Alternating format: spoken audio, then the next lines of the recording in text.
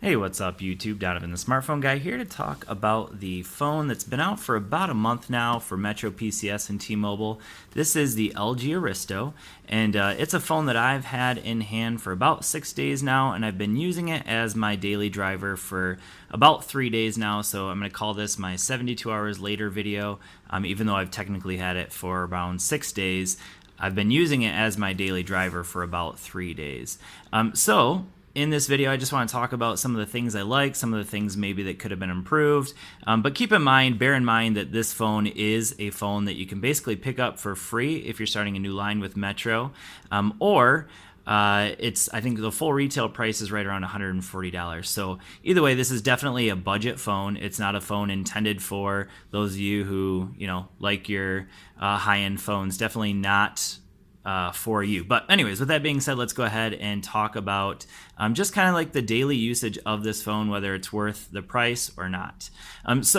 First of all, let's talk about performance. So this is using a Snapdragon 425 processor. It is only 1.5 gigs of RAM, so I would say that's probably a limitation. So you can see here, I have quite a few apps in the background. Let's go ahead and see if Twitter will reload.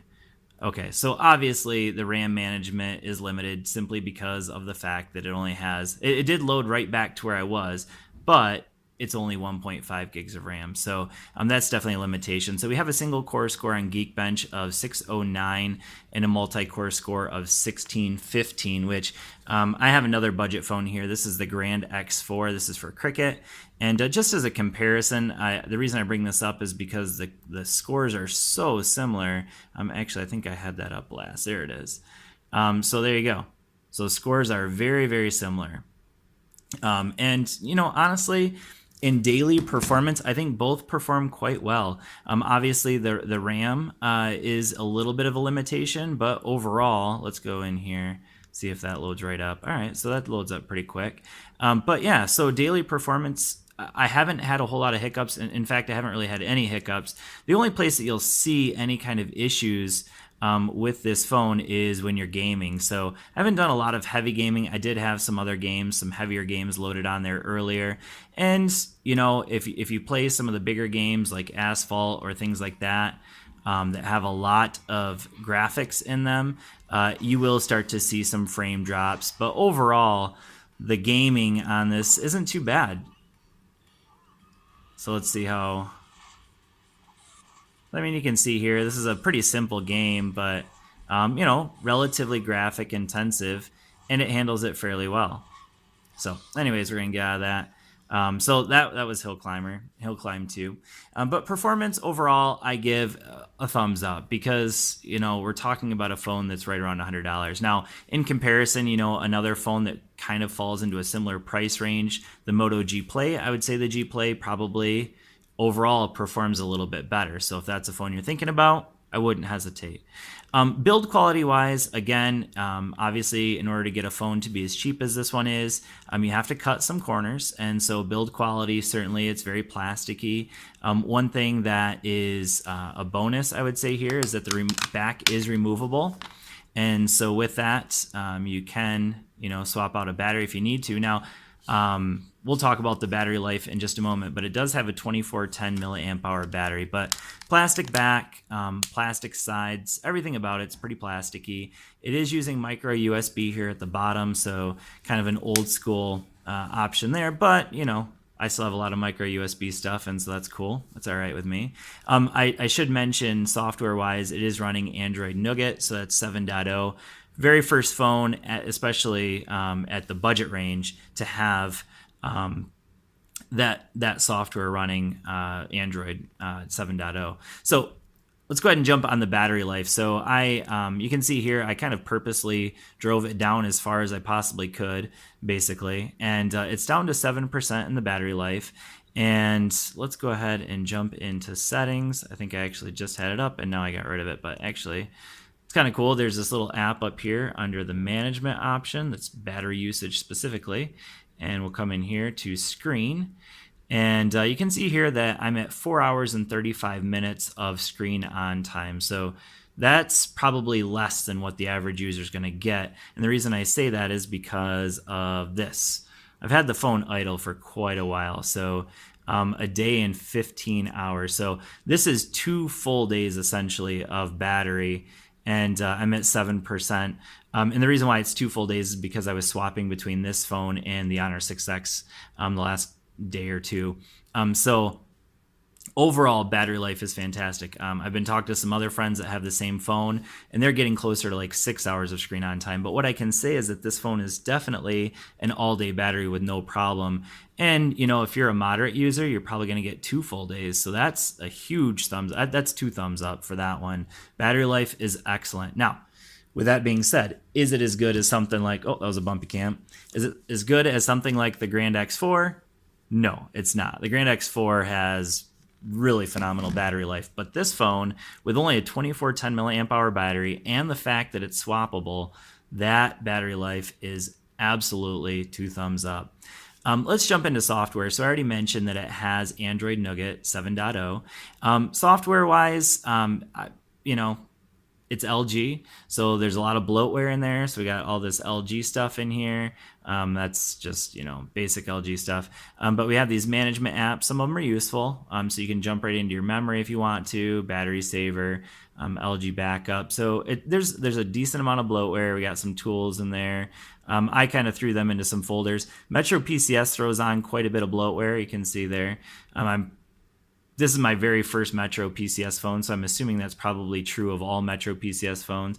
These are pretty standard. That quick memo is actually bloatware that I like. I really like the quick memo. It's very useful.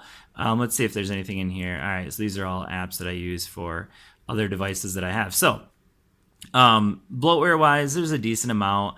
Obviously, you can see that there's no app drawer. It's very easy to get that app drawer. Obviously, you can just throw a theme on it, or you can go into the settings and you can go into, where is it at? Display, go into home screen. And if you want it, we can go in here and I believe there it is, home and app drawer. So if you want the app drawer, there it is. I've just been using it as is. I wanted to get a full stock feel essentially. And yeah, so no app drawer natively, but obviously it's really easy and it's built right in there to get that. So again, software wise, if you're used to LG, you're going to be used to this software. And they do include some of the features that are really nice. Like they do include the double tap to sleep. Whoops, there it goes. And oh, I don't think I did it. Whoops. So double, maybe, knock, knock. There it is. Okay. So let's try that again. Knock, knock. Knock, knock. Come on. You're telling. All right. I was going to say, they're about to prove me wrong here. All right. So either way, it has it. Knock, knock is working.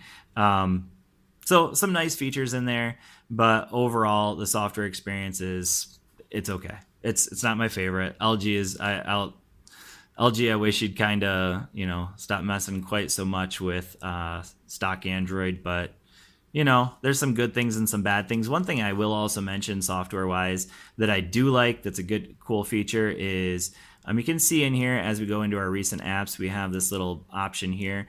You can actually, with this little 5-inch screen, by the way, I didn't mention this, 5-inch screen, 720p, and the screen is a thumbs up to me. This 720p screen honestly looks like it could be a 1080p. That's just my opinion. It's a great looking phone, but yeah, you can see here we can multitask. So let's go ahead and watch some YouTube while we're looking at Twitter, and it does it well. I was watching a video earlier, so we can watch Tick Watch while we scroll through our Twitter feed. So I mean, there's something to be said for that. For a phone that only has 1.5 gigs of RAM, that's not bad.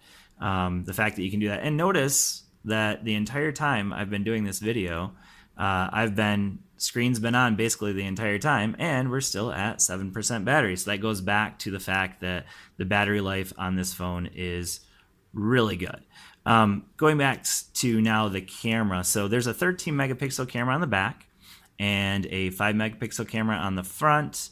The 13 megapixel camera on the back, you can see, has the flash, obviously. I'm going to go ahead and just jump into some pictures just so you guys can see what they look like. The pictures are quite detailed. I am going to throw some up on the screen as well so you guys can see those. But honestly, the photos are, even in low light, not too bad. So that's a low light picture there of a Rubik's Cube. You can see it's fairly detailed, so that I kind of purposely put it under some low light.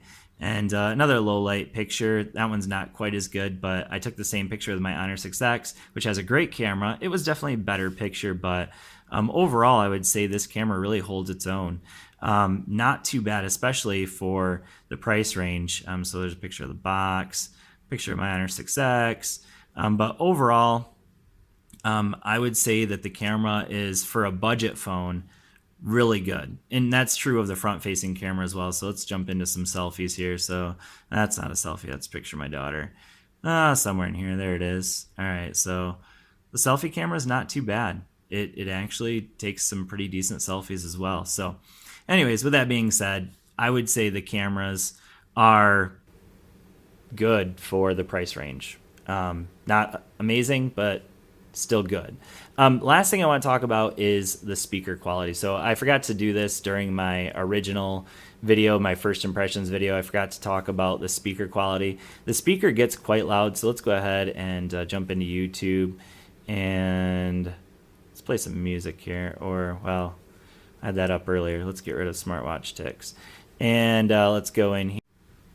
All right, so my last video got interrupted, but we're going to go ahead and take a listen to the speaker. So I have a song up here, and we're going to go ahead and listen to it at full volume. So here we go.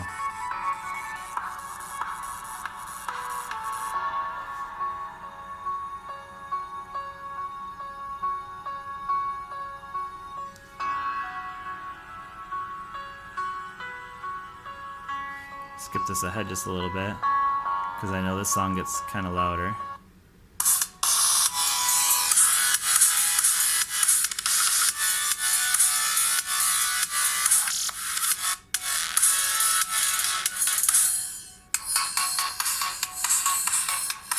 Okay, so what I wanted to point out there is that the speaker is actually quite loud, especially for being rear firing and all that, but it is relatively tinny. It's not the cleanest sound either, but if you're just looking for a loudspeaker in general, it's pretty good, so not too bad at all. But anyways, that has been my 72 hours look at the LG Aristo. Is it a phone worth buying? Definitely, I would say if you're buying a phone for a kid, or maybe your first smartphone, I would say the LG Aristo is probably a good option. If you're someone who's into smartphones and you just want to try one out, yeah, I mean it's a cheap phone and it's not bad. But if you're someone who's into higher end phones, certainly this phone will not suit you. So there are some limitations to it, but overall, I would say that this is definitely worth easily, if you're switching phones, the $60 to just get it activated on Metro PCS.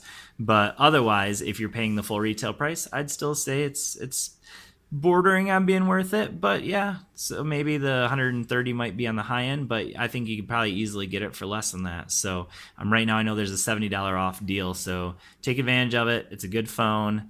I recommend it. Thanks for watching. I'll see you all in the next video. Peace.